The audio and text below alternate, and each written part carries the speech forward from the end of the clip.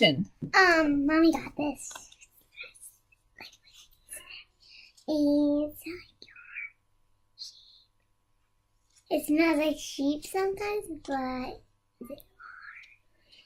Mommy's gonna make stuff with them. So she has these. And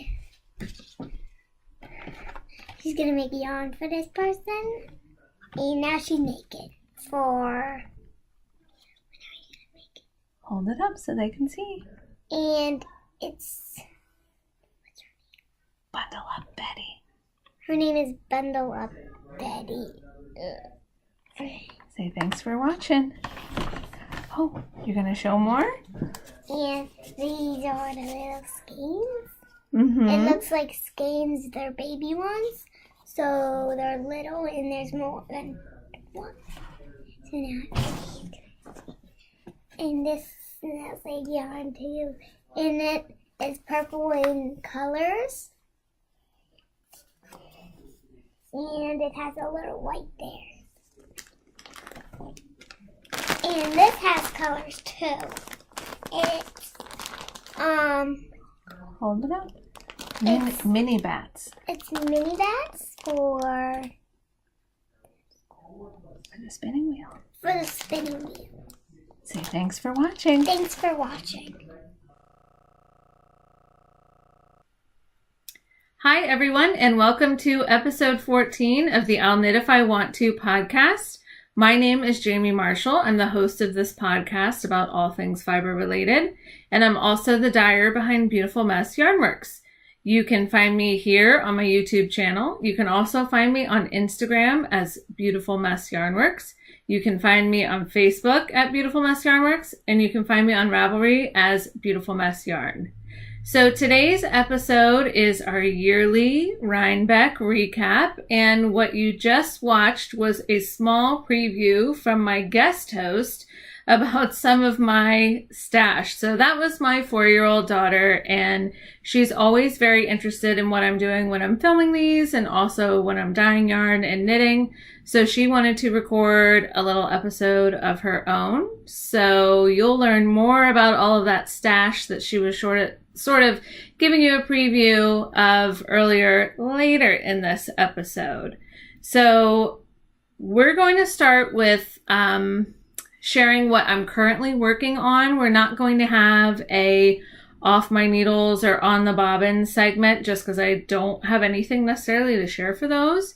But I'm going to show you what I'm currently knitting, and then I'll tell you all about our trip to Rhinebeck and show you my stash acquisitions that I got while there. So let's go ahead and get started. So on my needles right now, if you follow me on Instagram, you've sort of seen my progress with this. I am knitting the Sunset Highway sweater by Boyland Knitworks, and that is Caitlin Hunter. And this pattern is amazing. It has been so much fun.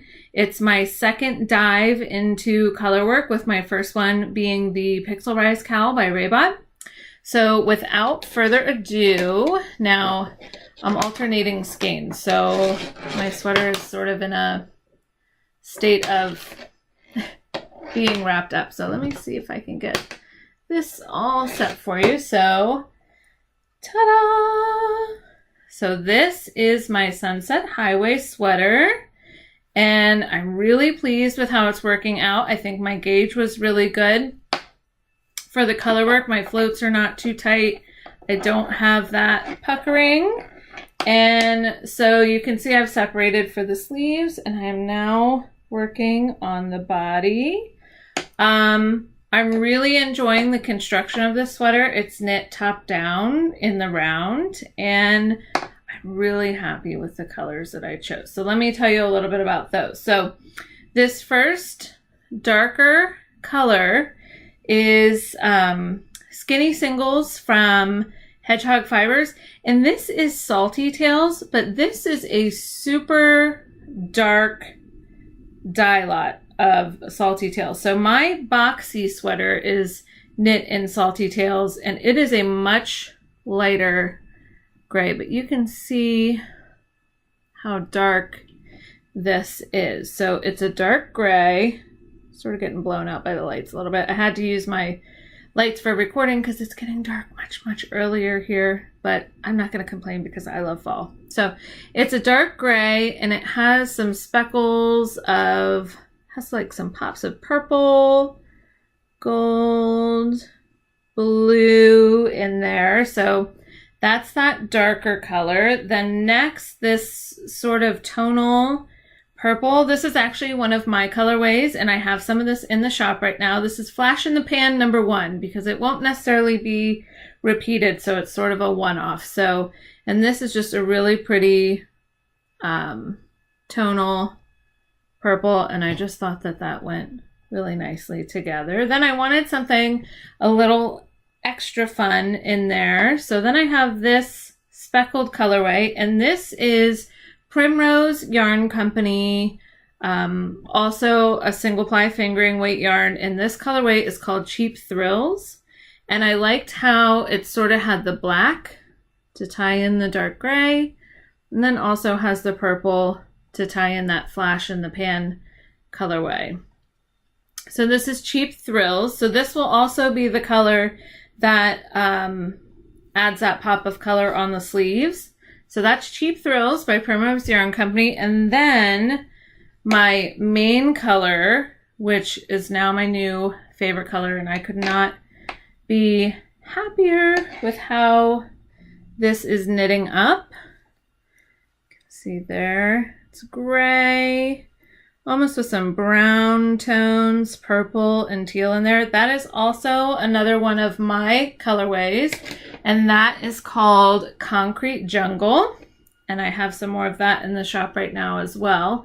And it is, like I said, it's sort of a gray with like a hint of brown, some purple and some teal in there. And again, with hand-dyed yarns, especially speckled or variegated, whenever you're knitting a large piece or something that's going to require more than one skein, you definitely want to alternate skeins to blend these as well as you can. So I'm actually alternating, because I'm knitting in the round, I'm actually alternating every other row, every single row. I'm alternating these colors to blend them. And I was having a little bit of an issue because I've yet to alternate skeins in the round, and I was getting a gap at the spot where I was switching colors. But I found a really cool trick online where whatever color you are done with, you bring to the front of your work and then take the next yarn and sort of wrap it around to tack that down and give it just a gentle pull. And then I wasn't getting the issue of having the hole where I was alternating those skeins. And also on this piece right now, I have this sweet little jack-o'-lantern. I'm going to turn it so you can see his little face. And this was sent to me by my friend Joanna over at the Gnome Knitter. So that was really sweet of her. And it is my seasonal progress keeper at the moment. And you'll have to forgive me, my voice is a little hoarse. It's a little worn out from Rhinebeck. Is anyone else obsessed with these right now? This is the peach pear flavor. It is so good. It's like a soda without the guilt. So that's what I'm currently working on. I am still chugging along on my spring into summer shawl designed by Mina Phillip over at Expat, Knitting Expat, and working on finishing up socks for my daughter, but just really enjoying the Sunset Highway sweater. So I've sort of been knitting on that monogamously. So I'm not making a whole lot of progress on anything else, but I will keep you updated on those as we move along. So now to the most exciting part of this episode of the podcast. So I'm just going to recap a little bit for you some of the excitement that went on at Rhinebeck and the really fun experiences that I had. So this is actually my husband's and mine and my husband's yearly trip without kids. So my mom has always generous enough to sort of move in for the weekend and pick my son up from school, and she took him to his baseball game and took care of them over the weekend so that we could sort of saunter off and enjoy ourselves. So we left Friday morning bright and early. I think it was shortly after 6 a.m. Because the first stop we had when we got up there was at Christy Glass's house of Christy Glass Knitz. If you haven't seen her podcast, please do, although I don't know how you haven't, because she's amazing. And I mean, her content is constant, and she does really awesome videos for almost like every finished object. She has a lot of interviews, and she's so sweet. I mean, you could tell from the videos that she's so sweet and funny, and she is exactly like that in real life as well. So we stopped off at her house in Rhinebeck, which is beautiful, and immediately made me want to come home and redecorate my entire house as well. So had a little chat with her, talking about knitting and yarn and being an indie dyer and sharing some of those new colorways. So that was a ton of fun. And I believe she said that might be coming out sometime in January. She has tons of content. So keep an eye out for that. I'll share with you when that's out as well too. So that was our first stop. Then, so part of the deal about going to Rhinebeck, and you know, my husband is such a good yarn husband, and he carries bags of yarn, and he held massive amounts of yarn for me as I was deciding on colors. So part of the trip, we always try to gear towards what he wants to do. And he is actually a home brewer, and a very good one at that. There are very few beers I've had that are better than what he makes. I might be a little biased, but he makes a really good New England style IPA. I mean, it could compete with The Alchemist or Lawson's or, you know, Tired Hands, if you know what any of those places are. But so our next stop, we went to Sloop Brewing Company, which was cute. I want to say it was in Red Hook. I don't know the actual name of the town. Very cute though, on a farm. And there is a dog that just sort of roams around and hangs out there too. And the really neat thing is inside the brewery, they have a little farm stand section. So that was our lunch for the day. So we got cheese and apples and pretzels to go along with the beers that we were trying there. And initially we sat outside, and I'm sure if you were at Rhinebeck, you noticed this as well. It is a really wicked time for yellow jackets right now. It must be that time of year. The bees were everywhere. We even tried to put decoy apple slices on other tables to try to keep them away from us, and it didn't really work. So we ended up having to go inside, but that's fine. So inside, and I take my knitting with me most everywhere we go. I don't normally whip it out at like restaurants.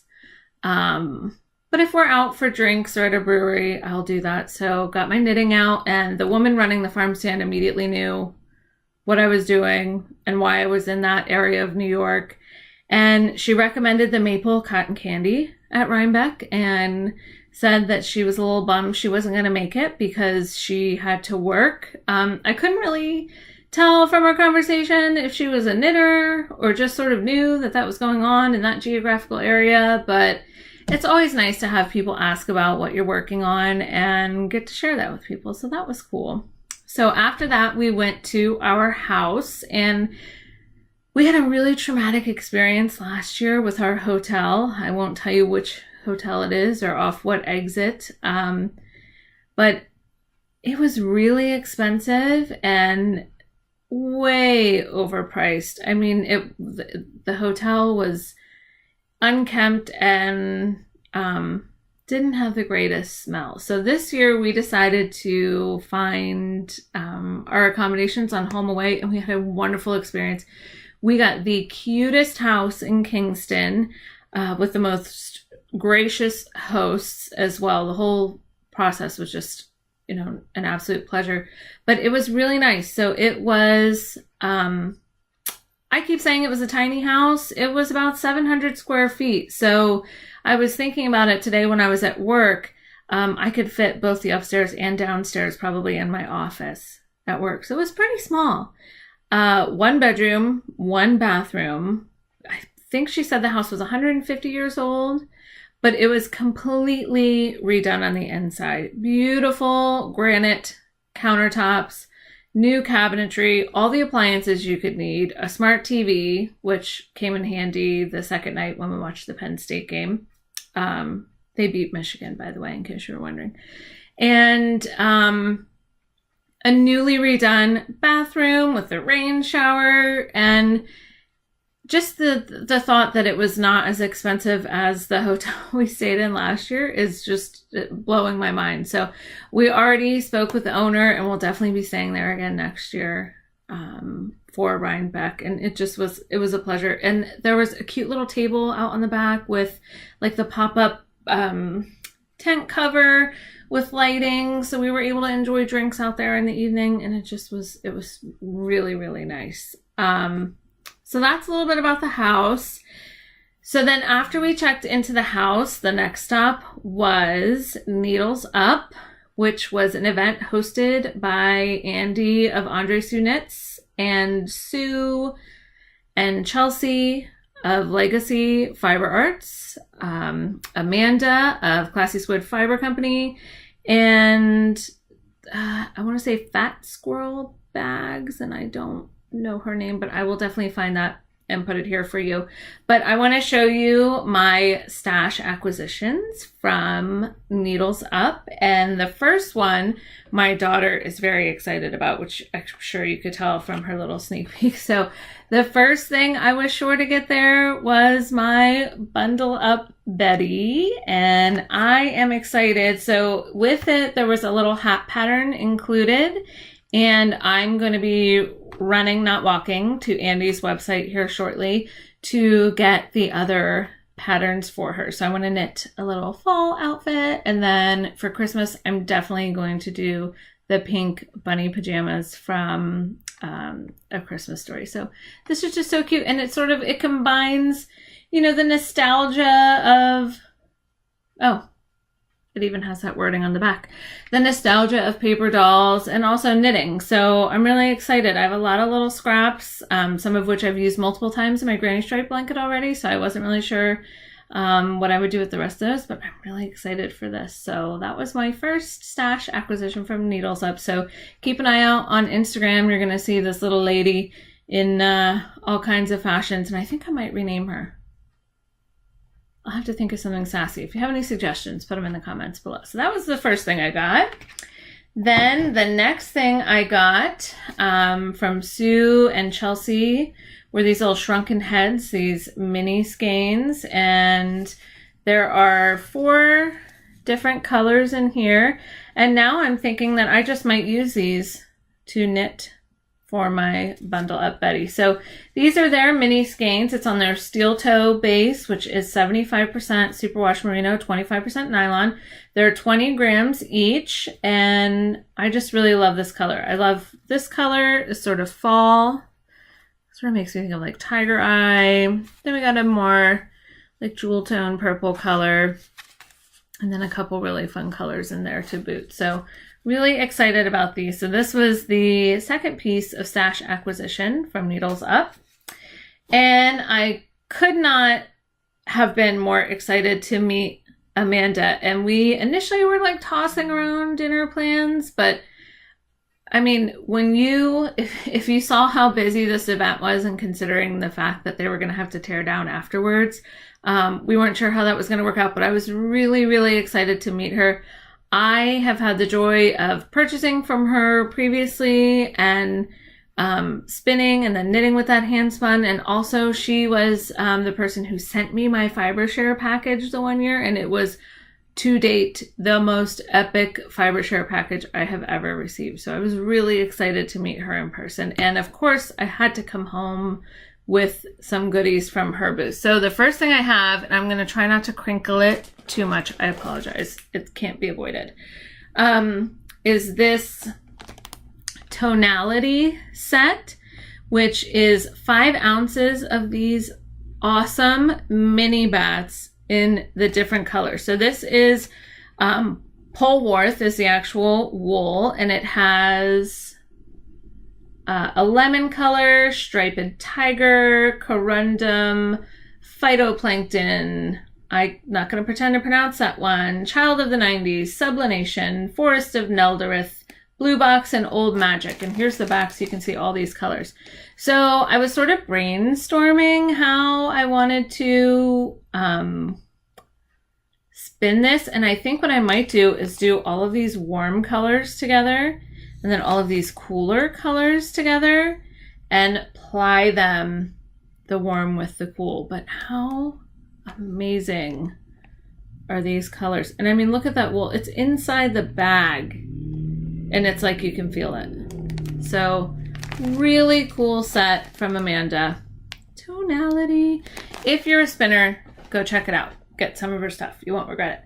And then my other purchase from Amanda was this winter sunset on her opulence base, which is Rambouillet, cashmere, silk, and bamboo. Bamboo's not a word.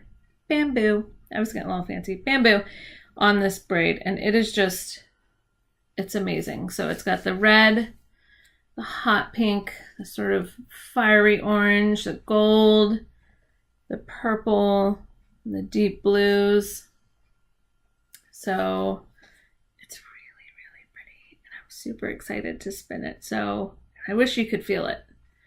It's so, so soft and squishy. So that is my stash from Needles Up. So that was Friday night. Excuse me, I'm going to take a little drink here.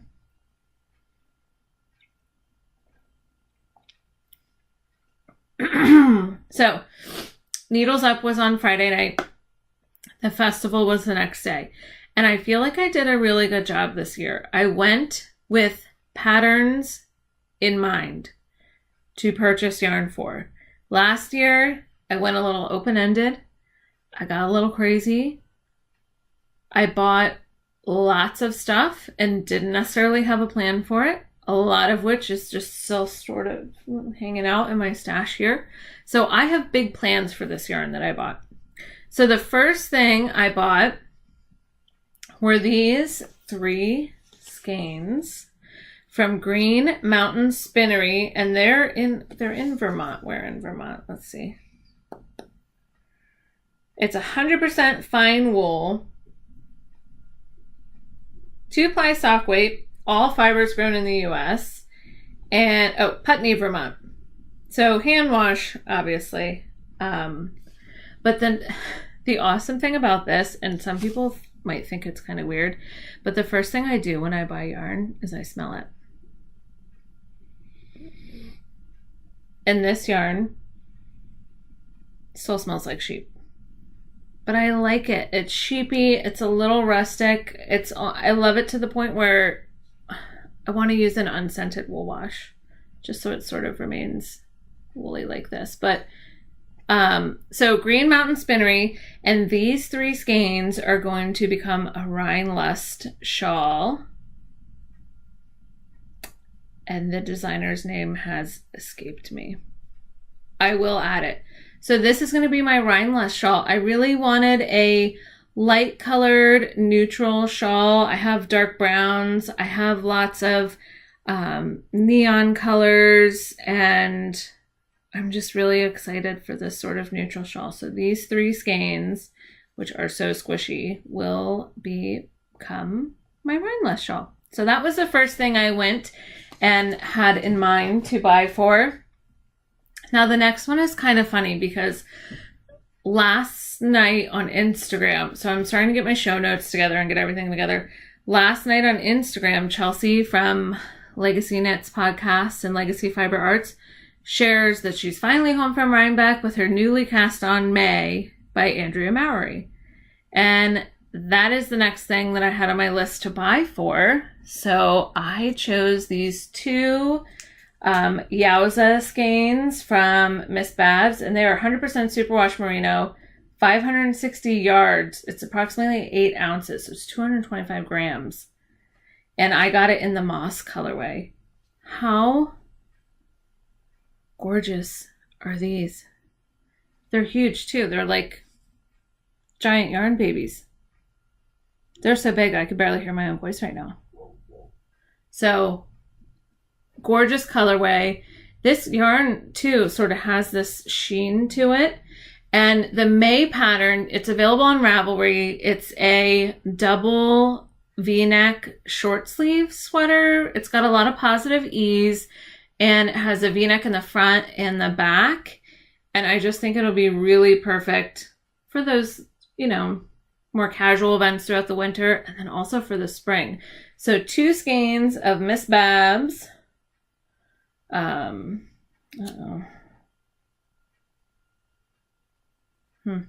know what that was. With kids, you can never tell. Was it chocolate? Was it part of a granola bar? I've learned that you should never smell it, just in case. But anyway, so I have 2 skeins of Yowza from Miss Babs in this moss colorway for my Meg. So check out Instagram. You'll see progress of that and the Rheinlust once I start casting that on.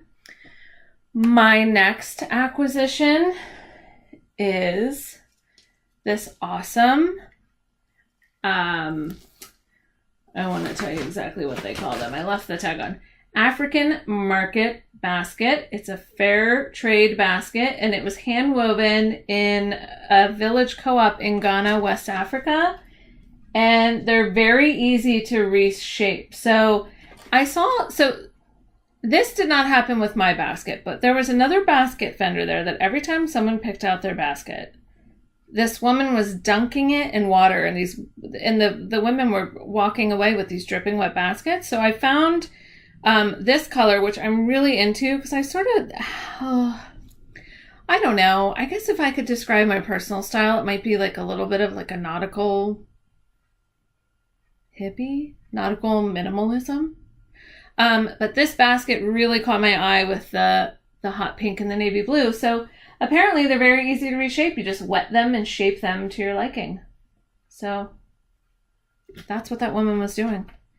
But the most wonderful thing about this basket is it is a basket full of wool, which was my last acquisition there. And let me tell you about this wool. So I have 4 colors, and these 4 colors are going to become my Shawl, which is a pattern by Andrea Mowery of Drea Renee Knitz. And I knew that I wanted to go with wool because that's what she knit it with and what it was suggested with, and it looked lovely. So I have 7 skeins of, and this is the O-Wash worsted. So this is their superwash worsted base. So I have 7 skeins of Barn Owl. I have 2 skeins of Cresham Creek, which it looks a little more blue. It looks a little more teal in real life than that, but I have that. I have 2 skeins of Coral Reef and 2 skeins of Partridge Pea.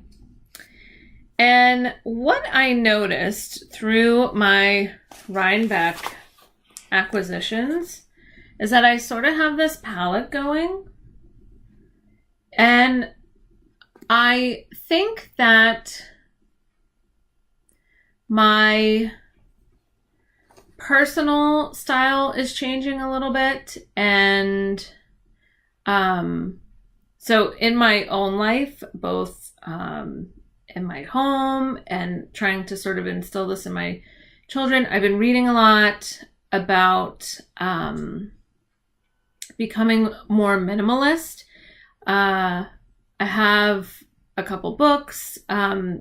If you have a family, if you go to the Becoming Minimalist website, there's a magazine called Simplify, which is awesome. So I sort of see that bleeding out into other areas of my life, sort of like my wardrobe, other parts of my personal style, and now kind of into my knitting. And this was something I talked to Christy Glass about as well. When I knit larger garments, they've always sort of been more neutral. Like I have my tan cardigans, my solid green cardigans. And then when I knit shawls, they always tend to be a little crazy, sort of like they were going to be my pop of colors. But I kind of find that across the board, I'm moving towards more jewel tones and a completely different color scheme. But it was funny just to see on Instagram my stash laid out. It looks drastically different than my stash last year. So I have all of this. I have a whole basket of oval. I'm very excited about that. So that's my stash. I think I contained myself pretty well. Rather than buying lots and lots and lots and lots of yarn, we made sure we got the falafel, which we didn't have to stand in line for too long because we were smart and sort of went before we thought people would be hitting it up for lunch, and we were correct. So we got our falafel, and we just had a lot of really fun experiences. So after we left the festival, we went to Suarez Brothers Brewing Company and tasted some of their beer. They had a dog there that was so sweet. She must have been 1,000,000 years old, and she had a gray mohawk. She was a mutt and just so wiry and so cute. But so we spent some time there. I was knitting there. I had a young girl who from the Bronx who came up and told me about her pile of half knit scarves and how I sort of inspired her to want to pick those up and get going again. Someone who worked there stopped to talk to me about my knitting as well. And it's funny when people are like, wow, you're so talented. Like, it definitely does take talent and practice. However, I sort of feel like it's like baking. I didn't write the pattern. I'm just sort of following the recipe. That's how I explained it to her. So we did that. We ate at the most amazing restaurant in Kingston called Armadillo. You have to go there if you're at Rhinebeck. It is Mexican food, shrimp stuffed jalapenos, people, and carafes of margaritas. That's all I'm going to say. So that was good. And then Sunday we got up and hit the road, and we stopped at another brewery on the way home called Equilibrium that had amazing food. We had seared ahi tuna, fried Brussels sprouts that had blue cheese and sriracha, and the most amazing poutine this side of the Canadian border. I'm going to make a bold statement and say that. It was delicious. So we did that, and then we made it home Sunday. So now we're just sort of back into the swing of things, doing all our adulting and whatnot, back to work today. But you sort of, when you get back, you sort of have like a Rhinebeck hangover. It's a lot of fun, and I'm really excited to go back next year.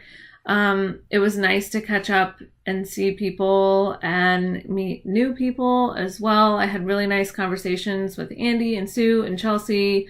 Melissa from Spicy Homemaker, I got to say hi and just chat briefly in line for Needles Up.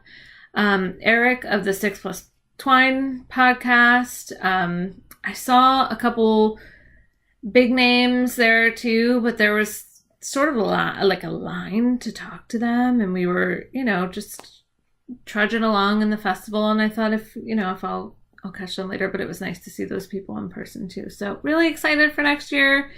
And I think I'm going to continue my plan where I kind of, have patterns picked out and am on the lookout for specific things. So that's the Rhinebeck recap. I'm going to move on right now and give you guys a little business update as far as Beautiful Mess Yarnworks and the new direction the business is going to be taking. So I talked a little earlier about, becoming more minimalist, and I want to be really intentional about how I'm living my life and, what sort of things I'm putting out in the universe. And we are going to be simplifying the way that we do things. And it's funny, I always say we, because it's like,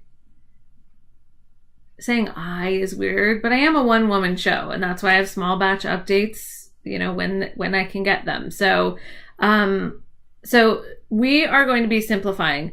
We are going to, I'm just going to say I. Okay, so previously I've had a lot of bases. I've had numerous fingering bases, MCN, sparkle, tweed, single ply, 4-ply, 2-ply, silk, DK.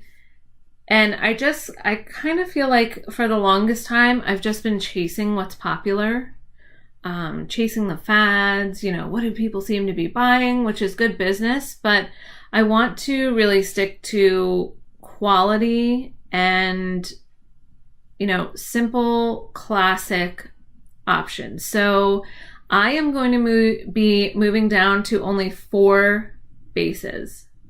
So we will have single, which is a single ply 100% merino wool fingering.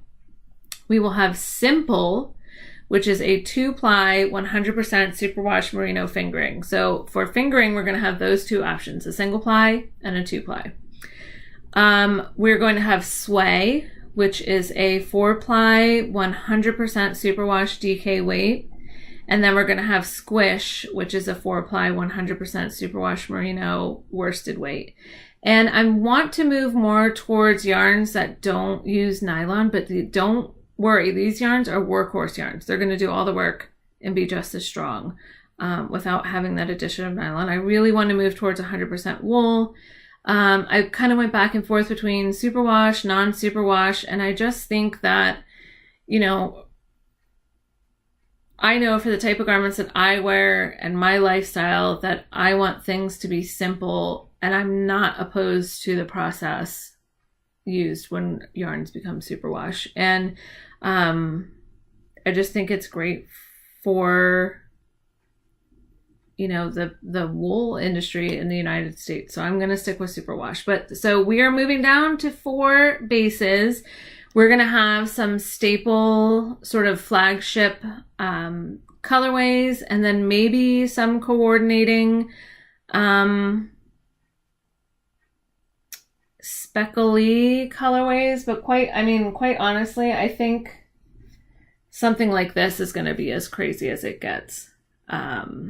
Still sort of tonal, but I really want to put out there what I like, what I know people will gravitate towards, and just more of a consistent quality product. I want, to have my brand associated with that sort of lifestyle. So there's going to be some changes. I do have some of my old bases left that we'll be phasing out and just moving towards the new bases, and those are currently on the way. So look for a shop update next month featuring some of those new bases. So that is it. That is my stash. That's the Rhinebeck recap. That's what I've been working on. Remember, you can find me on Instagram and Facebook as Beautiful Mess Yarnworks. You can find me on Ravelry as Beautiful Mess Yarn if you want to check my project pages and see how things are coming along.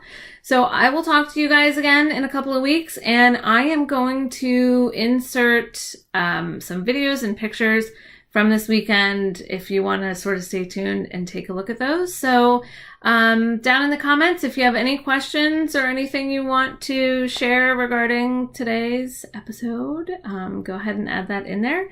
And I will see you guys soon. Happy knitting.